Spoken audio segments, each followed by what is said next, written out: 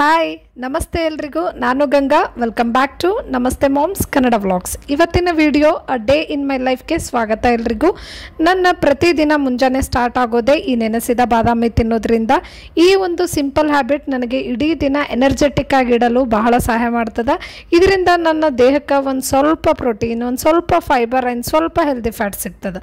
ನಂತರ freshen up ಆಗಿ as usual basic morning skin care ರೂಟೀನ್ನ ಮಾಡ್ಕೊತಾ ಇದ್ದೀನಿ. ಸ್ಕಿನ್ನನ್ನು ಇಡೀ ದಿನ ಹೈಡ್ರೇಟೆಡ್ ಆಗಿ ಇಡಕ್ಕೆ ಒಂದು ಒಳ್ಳೆ ಮಾಯ್ಶ್ಚರೈಸರ್ದು ಎಸೆನ್ಷಿಯಲ್ ಇದ್ದೇ ಇರ್ತದೆ. ಅದಾದ ನಂತರ sunscreen is a must and I am good to go. ಮಕ್ಕಳು ಎದ್ದ ತಕ್ಷಣ ಏನಾದರೂ ತಿನ್ನೋದಕ್ಕೆ ಕೇಳ್ತಾರಂತಂದು ಅವ್ರಿಗೋಸ್ಕರ ಫ್ರೂಟ್ ಸಲಾಡ್ ರೆಡಿ ಮಾಡಿಟ್ಟಿದ್ದೀನಿ.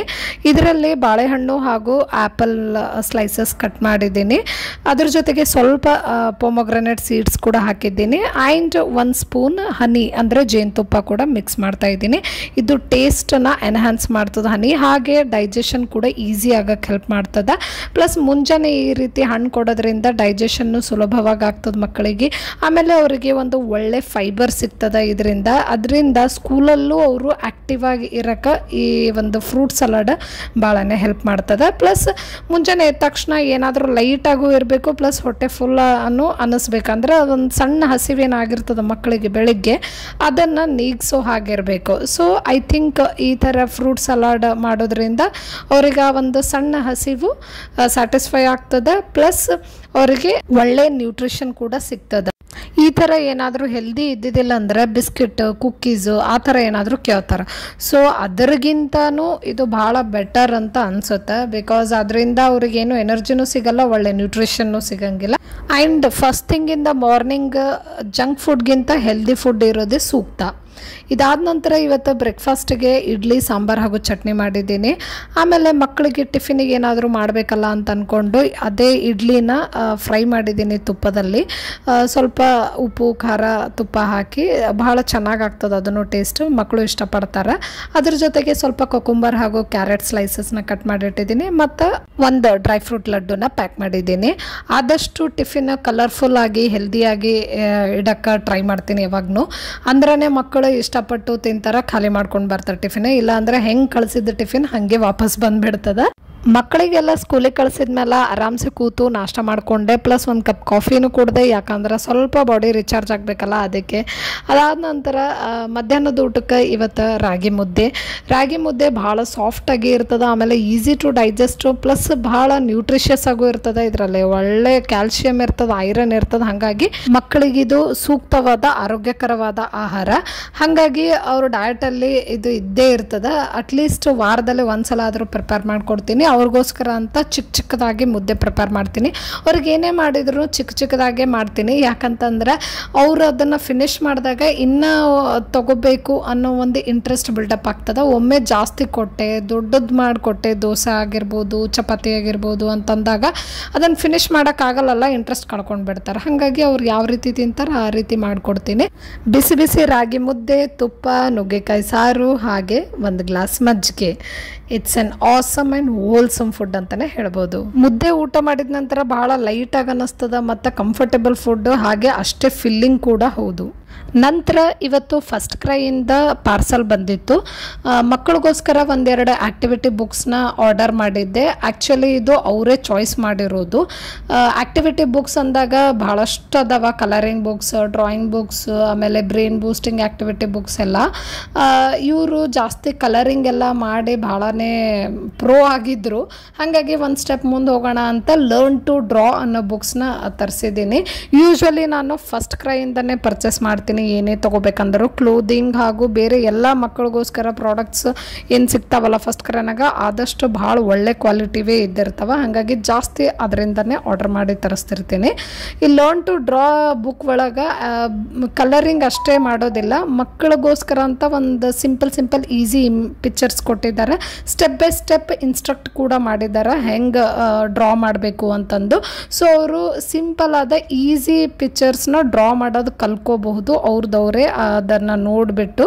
ಆಮೇಲೆ ಡ್ರಾ ಮಾಡಾದ್ಮೇಲೆ ಅದನ್ನು ಕಲರಿಂಗ್ ಕೂಡ ಮಾಡ್ಕೋಬಹುದು. ಸೊ ಬರೀ ಕಲರಿಂಗ್ ಅಂತೂ ಸಾಕಾಗಿ ಹೋಗ್ಬಿಟ್ಟೈತೆ ಅವ್ರಿಗೂ. ಸೊ ಇದು ಒಂಥರ ಡಿಫ್ರೆಂಟ್ ಅನ್ನಿಸ್ತು ಅವರಿಗೆ, ಡ್ರಾ ಮಾಡೋದನ್ನು ಕಲ್ತಂಗಾಯಿತು ಪ್ಲಸ್ ಕಲರಿಂಗು ಆಯಿತು ಅಂತಂದು. ಆಮೇಲೆ ಇವೆರಡು ಬುಕ್ಸ್ ಜೊತೆ ಒಂದು ಟೂತ್ ಪೇಸ್ಟ್ ಕೂಡ ಫ್ರೀಯಾಗಿ ಬಂದಿತ್ತು, ಬೇಬಿ ಹಗ್ ಬ್ರ್ಯಾಂಡಿಂದು, ಸ್ಟ್ರಾಬೆರಿ ಫ್ಲೇವರ್. ಇದರಲ್ಲಿ ಯಾವುದೇ ರೀತಿ ಆರ್ಟಿಫಿಷಿಯಲ್ ಕಲರ್ ಹಾಗೂ ಆರ್ಟಿಫಿಷಿಯಲ್ ಫ್ಲೇವರ್ ಇಲ್ಲ ಅಂತ ಬರೆದಿದ್ದಾರೆ, ಕಿಡ್ ಫ್ರೆಂಡ್ಲಿ ಅಂತ ಇದೆ. ಸೊ ಹಾಗಾಗಿ ಅವ್ರಿಗೆ ಯೂಸ್ ಮಾಡಿ ನೋಡಬೇಕು. ಇಫ್ ಎಟ್ ಆಲ್ ಚಂದ ಬಂತಂದ್ರೆ ಮಕ್ಕಳಿಗೋಸ್ಕರ ಮತ್ತೆ ತರಿಸ್ಕೊತೀನಿ ಮತ್ತು ನಿಮಗೂ ಒಂದು ರಿವ್ಯೂ ಕೊಡ್ತೀನಿ. ಆಮೇಲೆ ಇವತ್ತು ನಾನು ಕೂದಲಿಗೆ ಹೆನ್ನ ಅಪ್ಲೈ ಮಾಡ್ಬೇಕು ಅಂದ್ಕೊಂಡಿದ್ದೆ. ಹಾಗಾಗಿ ದ ಫಾರೆಸ್ಟ್ ಹರ್ಬ್ಸ್ ಅನ್ನೋ ಬ್ರ್ಯಾಂಡಿಂದು ಹೆನ್ನ ಪೌಡರ್ ಯೂಸ್ ಮಾಡತ್ತೀನಿ. ಇದರಲ್ಲಿ ಯಾವುದೇ ರೀತಿ ಕೆಮಿಕಲ್ಸ್ ಇಲ್ಲ, ಪ್ರಿಸರ್ವೇಟಿವ್ಸ್ ಇಲ್ಲ, ನ್ಯಾಚುರಲ್ ಆಗದ. ಹಾಗೂ ಅಟ್ಟರ್ ಆಯುರ್ವೇದ ಅವ್ರದ್ದು ಇಂಡಿಗೋ ನ್ಯಾಚುರಲ್ ಹೇರ್ ಡೈ ಅಂತ. ಸೊ ಇವೆರಡನ್ನು 2 ತಾಸು ಮೊದಲೇ ಮಿಕ್ಸ್ ಮಾಡಿಟ್ಟಿದ್ದೀನಿ. ಅದಾದ ನಂತರ ತಲೆಗೆ ಹಚ್ಕೊಂಡು 1 2 to 3 hours ಬಿಟ್ಟಿದ್ದೀನಿ. ಅದಾದಮೇಲೆ ಹೇರ್ ವಾಶ್ ಮಾಡ್ಕೊತಾ ಇದ್ದೀನಿ. ಇದು ಫಸ್ಟ್ ಟೈಮ್ ಯೂಸ್ ಮಾಡಿದ್ದೀನಿ. ಸೊ ಹೆಂಗೆ ಬರುತ್ತಂತ ನೋಡಬೇಕಾಗಿತ್ತು ನನಗೆ. ಹೇರ್ ವಾಶ್ ಆದಮೇಲೆ ಕೂದಲೇನೋ ಚೆನ್ನಾಗಿ ಕಂಡೀಷನಿಂಗ್ ಆದಂಗೆ ಅನ್ನಿಸ್ಲತ್ತಿತ್ತು.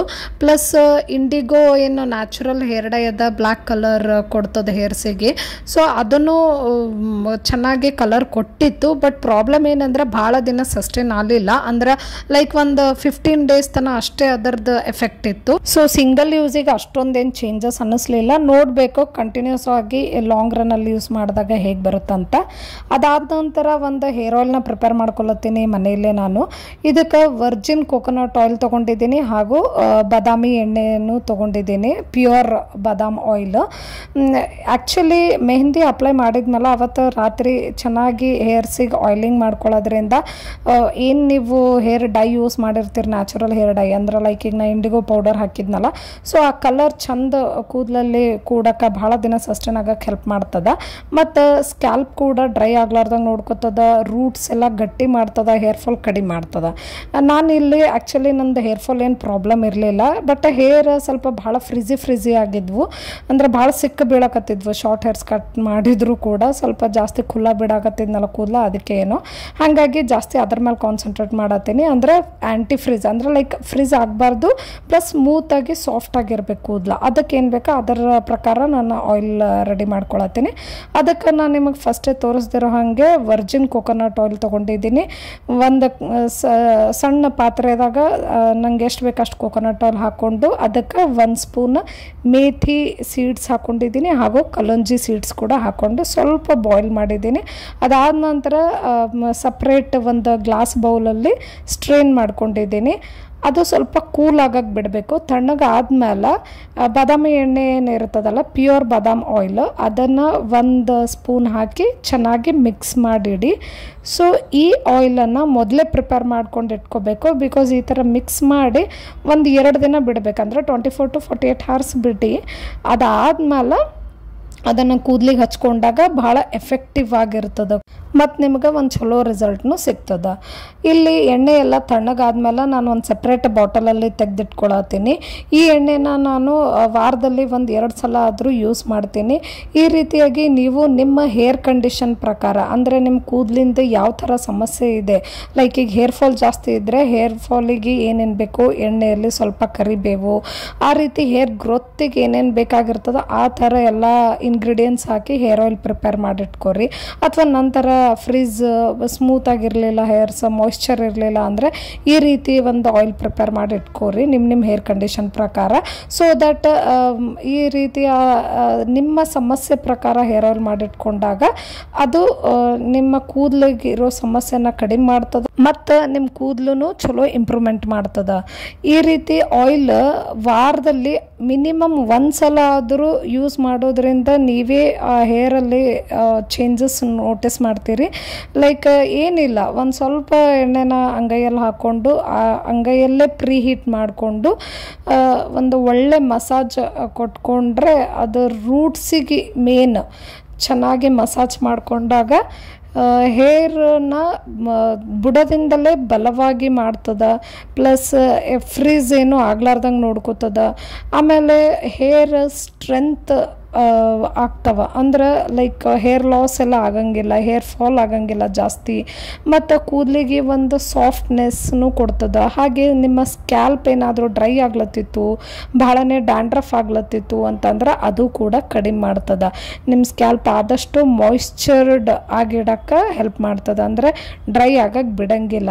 ಸೊ ಈ ರೀತಿಯಾದ ಒಂದು ಕೇರ್ ನೀವು ಕಂಟಿನ್ಯೂಸ್ ಆಗಿ 1-2 ತಿಂಗಳು ಮಾಡಿ ನೋಡ್ರಿ, ಆವಾಗ ನಿಮ್ಮ ಕೂದಲಲ್ಲಿ ನೋಟಿಸಬಲ್ ಇಂಪ್ರೂವ್ಮೆಂಟ್ ಕಾಣಿಸ್ತದ. ಇವತ್ತಿನ ವಿಡಿಯೋ ಇಷ್ಟೇ. ನಿಮಗೇನಾದರೂ ಈ ವಿಡಿಯೋ ಇಷ್ಟ ಆದಲ್ಲಿ ಲೈಕ್ ಮಾಡಿರಿ, ಕಮೆಂಟ್ ಮಾಡಿರಿ ಹೆಂಗೆ ಅನ್ನಿಸ್ತು ಅಂತ. ಮತ್ತು ನನ್ನ ಚಾನಲ್ನ ತಪ್ಪದೆ ಸಬ್ಸ್ಕ್ರೈಬ್ ಮಾಡ್ಕೊರಿ. ಮತ್ತೆ ಮುಂದಿನ ವಿಡಿಯೋದಲ್ಲಿ ಭೇಟಿ ಆಗ್ತೀನಿ. ಅಲ್ಲಿವರೆಗೂ ಬಾಯ್, ಟೇಕ್ ಕೇರ್.